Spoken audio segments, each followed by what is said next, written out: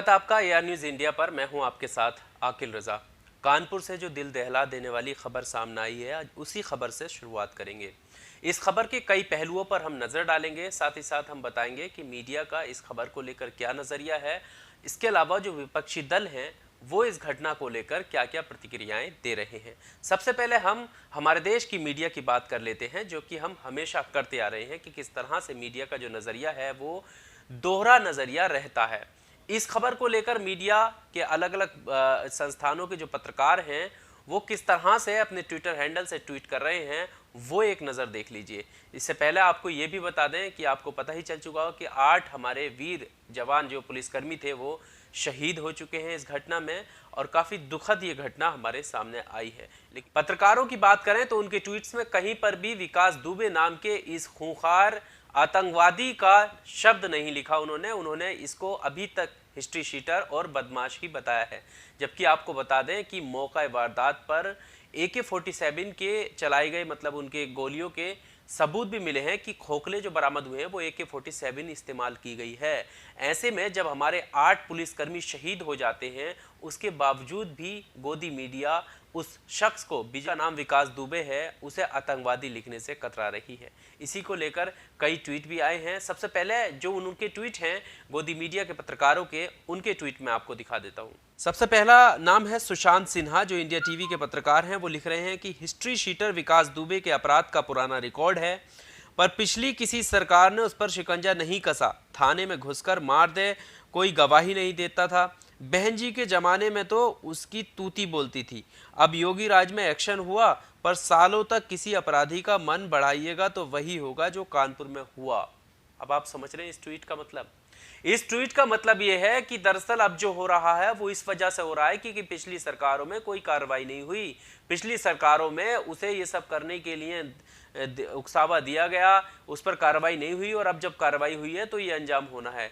अपराधी के बारे में, उस आतंकवादी के बारे में इन्होंने नहीं बोला, बल्कि उन सरकारों के बारे में बोला जो सरकारें योगी सरकार से पहले रही हैं, चाहे वो मायावती की हो, चाहे वो अखिलेश यादव की हो। अब आप समझ सकते हैं कि ये इस घटना के लिए भी किसको जिम्मेदार ठहरा रहे हैं। और ट्वीट देख लीजिए। रजत शर्मा का ट्वीट आप देख सकते हैं। ये लिख रहे हैं, यूपी के हिस्ट्री शीटर विकास दुबे को पकड़ने गई यूपी पुलिस टीम के 8 जवान शहीद हो गए। इन जवानों को श्रद्धांजलि। कहां हैं वो लोग जो कहते हैं यूपी पुलिस फेक एनकाउंटर करती है। रोहित सरदाना, यूपी के कानपुर में बदमाशों को पकड़ने गई पूरी पुलिस टीम की घेर कर हत्या। एक डीएसपी और इंस्पेक्टर समेत कुल 8 पुलिसकर्मी शहीद। छापा मारने गई थी पुलिस, बदमाशों ने घात लगाकर हमला किया। इनको कितना डर लग रहा है बोलते हुए।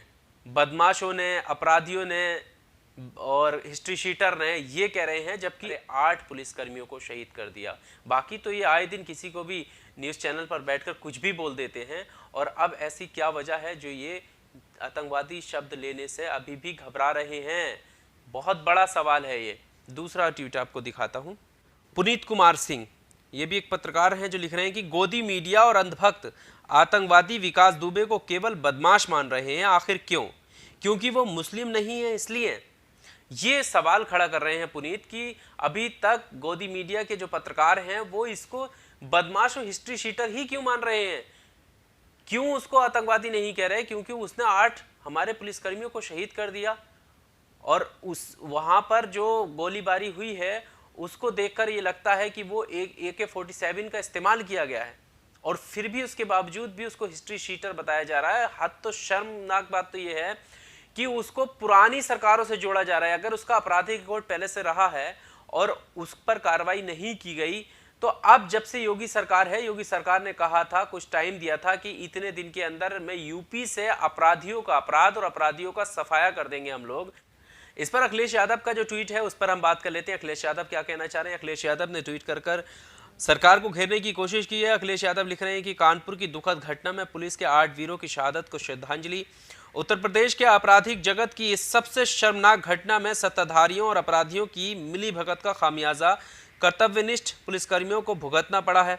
अपराधियों को जिंदा पकड़कर वर्तमान सत्ता का भंडाफोड़ होना चाहिए, ये बताना चाह रहे हैं। इन्होंने गंभीर आरोप लगाए हैं। ये कह रहे हैं कि अपराधियों को और सत्ताधारियों की मिलीभगत का ये खामियाजा है, यानी ये कहीं ना कहीं सत्ताधारी जो लोग हैं वो अपराधियों से मिले हुए हैं, ऐसा ये आरोप लगा रहे हैं और बेहद ही गंभीर ये आरोप है।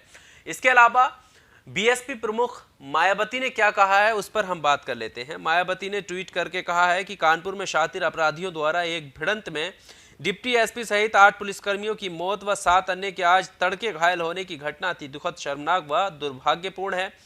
स्पष्ट है कि यूपी सरकार को खासकर कानून व्यवस्था के मामले में और भी अधिक चुस्त व दुरुस्त होने की जरूरत है। इसके आगे मायावती लिख रही हैं कि इस सनसनीखेज घटना के लिए अपराधियों को सरकार को किसी भी कीमत पर छोड़ना नहीं चाहिए, चाहे इसके लिए विशेष अभियान चलाने की जरूरत क्यों न पड़े। सरकार मृतक पुलिस के परिवार को समुचित अनुग्रह राशि के साथ ही परिवार के किसी सदस्य को नौकरी भी दे। बीएसपी की ये मांग है।